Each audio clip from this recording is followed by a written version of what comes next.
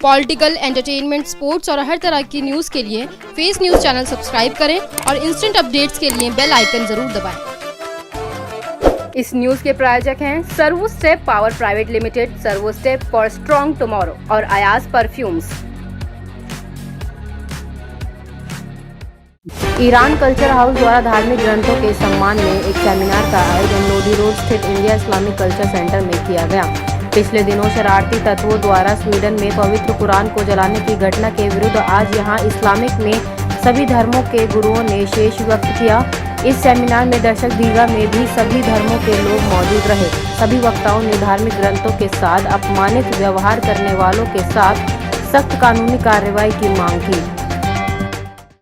मेरी अभी आपके कल्चर काउंसलर से मुलाकात हुई। उन्होंने कहा, मैंने कहा मैं ये चाहता हूँ कि हम जो बात करते हैं ना मुसलमान, हिंदू, सिख, इसका बात करना बंद कर दें। हम इंसान बनेंगे और जब इंसान बनेंगे तो इंसानियत सीखेंगे और इंसानियत का एक ही मज़हब होता है, एक ही धर्म होता है, वो होता है प्यार, मोहब्बत। तो ना जाने बात करते हुए मैं चाहे वो मुसलमान होने के लिए जनरली ये बात मानी जाती है, ज़रूरी है तो वो ये कहे, दिल से, ज़बान से कहे, दिल से इस पे यकीन करे कि ला इलाहा इल्लल्लाह मुहम्मदुर रसूलुल्लाह, नहीं है कोई माबूद सिवाय अल्लाह के और मोहम्मद उसके दिव्य दूत है या पैगंबर है। इसके बाद अगर कोई ये कहे कि मैं सिर्फ इसी पे ईमान रखता हूँ, इसके अलावा कुछ नहीं मानता, तो माफ़ कीजिएगा, उसके मुसलमान होने के बारे में शक किया जाएगा। क्योंकि रहीम खिदमत खानुम ها آقایان عالی جنابان شخصیت های محترم دینی و سیاسی از ادیان و مذاهب مختلف و از کشورهای مختلف اسلامی خدمت همه شما عرض سلام و ادب و احترام و وقت بخیر دارم. بسم الله الرحمن الرحیم. این همایش در واکنش به حادثه بسیار تأسفبار قرآنسوزی در برخی از کشورهای اروپایی برگزار شد با مشارکت طرفهای مختلف هندی از نهادهای رسمی دولتی و همینطور نهادهای مردمی از ادیان و مذاهب مختلف. و الحمدلله ما شاهد بودیم که پیروان ادیان مختلف و مذاهب مختلف هند که الگوهای همزیستی با یکدیگر و برابری و برادری هستند گرد هم آمدند و این اتفاق رو با زبانهای مختلف محکوم کردند. को जाए एक बहुत ही बुरी बात है और मैं ये चाहता हूँ, हमेशा मेरा ये एक ही स्पीच रहती है, एक ही मेरा मकसद रहता है कि जब भी, चाहे वो आपका हो चाहे किसी का, जब आप किसी भी बुरी चीज़ को, गलत चीज़ को आप देखते हैं तो उसको आपको उसको जो आपके उसके अगेंस्ट बोलना चाहिए। ये नहीं देखना चाहिए ये आज जो है गीता जल रही है तो मैं तो मुसलमान हूँ, मुझे क्या फ़र्क पड़ रहा है। चाहे वो फिर वैसे हिंदू सोचेंगे कि आपकी कुरान चल रही है, मुझे क्या। तो कोई भी धर्म हो, कोई भी गलत चीज़ अगर कोई बोलता है तो उसके लिए हम सबको एक आवाज़ में उसकी जो है ना निंदा करनी चाहिए। बहुत अच्छा है ईरान कल्चर ने, मैं इनके गया था, मिला भी था इनसे, मैंने कहा अच्छा है, बहुत अच्छी चीज़ है, ऐसी चीज़ें होती रहनी चाहिए। और आप तो जानते हैं हमारा जो है ग्लोबल संत समाज कल्याण फाउंडेशन ये ऐसे फंक्शन करता ही रहता है, तो हम ऐसा करते ही रहेंगे।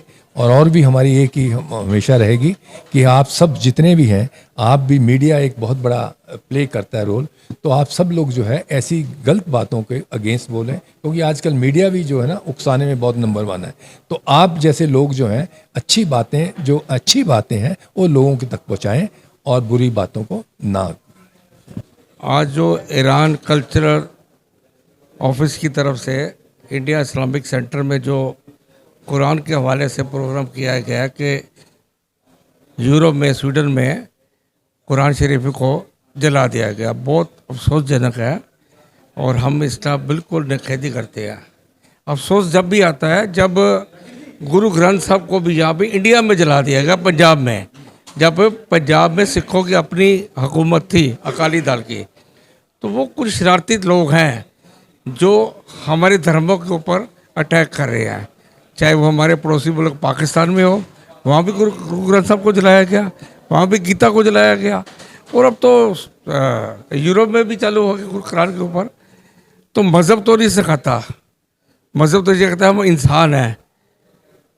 गुरु ग्रंथ साहब में सब पीरों की, फ़कीरों की, गुरुओं की, भक्तों की, भट्टों की वाणी है।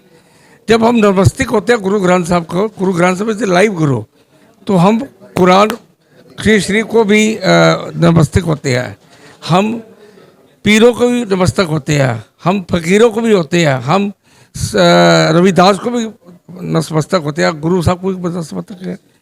अब देखो मेरी बात को, करतारपुर साहब कॉरिडोर खुला, और वहाँ पे देखो गुरु नानक के 2 अनुयायी थे, एक बाला एक मर्दाना, एक हिंदू था एक मुसलमान था। जब गुरु महाराज ने अपना शरीर छोड़ा तो मुस्लिम लोग कहेंगे हमारा पीर है, जो हिंदू सिख लोग थे वो कहते हमारा गुरु है, हम संस्कार करेंगे, वो कहते हम दफनाएंगे। तो कहते जब गुरु जी की चादर उठाई तो बीच में 2 फूल निकले, एक फूल मुसलमानों ने वहाँ पे मज़ार बना दिया, तो जो सिख हिंदू थे उन्होंने वहाँ पे गुरुद्वारा बना दिया। अब वो सांझी वालता का गुरुद्वारा है वहाँ पे। वहाँ जब सरदार जाते हैं तो मज़ार के ऊपर भी नतमस्तक होते हैं, गुरु ग्रंथ साहब पे भी होते हैं, और मुसलमान जाते हैं वो गुरुद्वारे में भी जाते हैं, वहाँ पे जाते हैं। तो ये तो एक अल्लाह का घर है, भगवान का घर है, वाहिगुरु का घर है। वो जो बदजात लोग हैं, मैं बदजात इसलिए बोल रहा हूँ, जो जिनके लिए कोई धर्म नहीं है, उनके लिए एक मतलब है कि बेदबी करनी है, मतलब तोड़ना है, तो हम तो जोड़ने वाले हैं। गुरु हमारी ने तो बोला था, अवल अल्लाह नूर उपाया, कुदरत के सब बंदे, एक नूर ते सब जो गया, कौन भले कौन मंदे। तो ये हमारे गुरु का पैगाम है, वो पैगाम हम लेके चल रहे हैं। ईरान कल्चर हाउस ने एक ये जो कुरान के ऊपर जो सभी धर्मों के जो ग्रंथ हैं और जो कुरान की रोशनी में क्या कहते हैं उसके ऊपर यहाँ पे एक विचार को संगोष्ठी रखी गई है। जो स्वीडन के अंदर जो कुरान को जलाया गया था उसकी यहाँ पे सभी धर्मों के लोगों ने मुखालफत की है और कहा है कि चाहे उसमें सिख हों, चाहे ईसाई धर्म के गुरु हों, चाहे उसमें जैन के धर्म के हों, चाहे मुस्लिम्स हों, चाहे वो सिया हों, चाहे सुन्नी हों, सब ने इस बात की बिल्कुल कड़े शब्दों के अंदर निंदा की है कि चाहे कोई भी देश हो, किसी को कोई इजाज़त नहीं है वो किसी भी धर्म की किताब को जलाए या किसी धर्म को बुरा कहे।